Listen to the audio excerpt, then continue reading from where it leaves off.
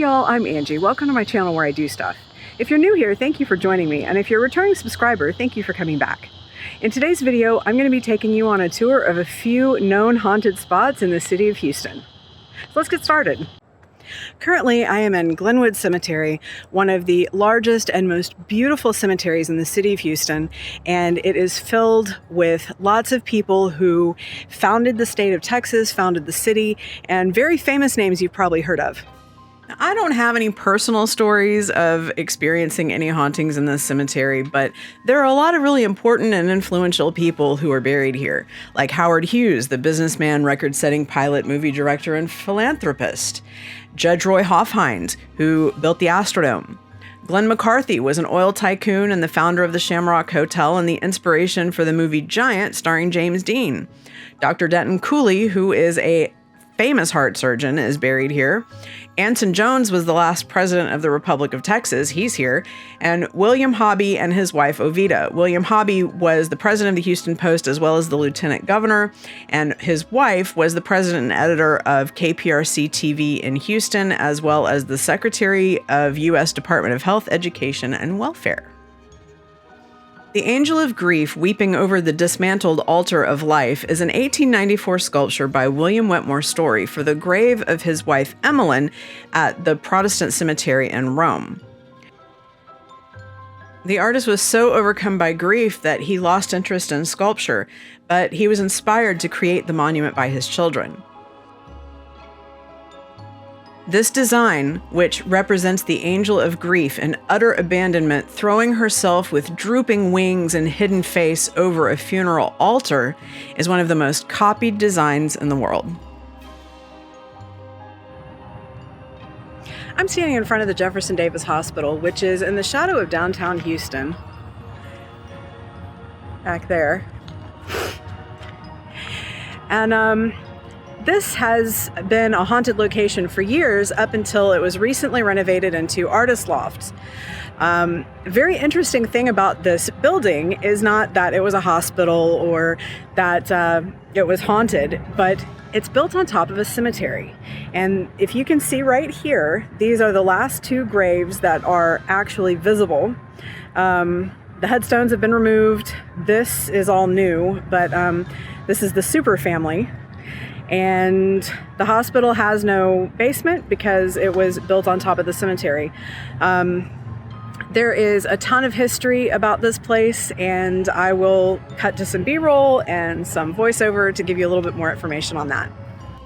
Because I am a professional YouTuber, I lost all that B-roll footage, but I just wanted to pop in and say that all of the unearthed and desecrated graves, they were reinterred into a mass grave on Houston Fire Department property, and there's a marker there now. So the cemetery was actually very large, and when the fire department started building this back here, they were digging up graves. They were putting foundation pilings right through rib cages in some cases. And the Houston Chronicle has, they kept very good records of all that. Pictures were on the front page talking about the controversy. You know, that was one of the things they said kind of started to stir up some activity. And I'll get some of that information and put it up here for you as well. So years ago, they were doing some construction, and in the ditch right here along the edge of the street, they found some shrouded corpses, and they determined that they were actually black earth graves from back in the 1600s, which we did not realize, you know, knowing about Houston history, that was even a thing. But they found trading items and whatnot, like beads and things, in those graves as well. So it's believed that they were probably plague victims, but kind of cool.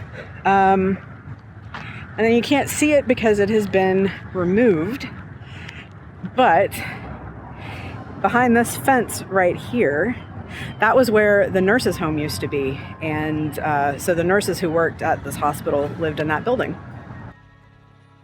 I've spent a lot of time in and around this building, both when it was in this state of disrepair as well as after the renovation, and it just holds a really special place in my heart.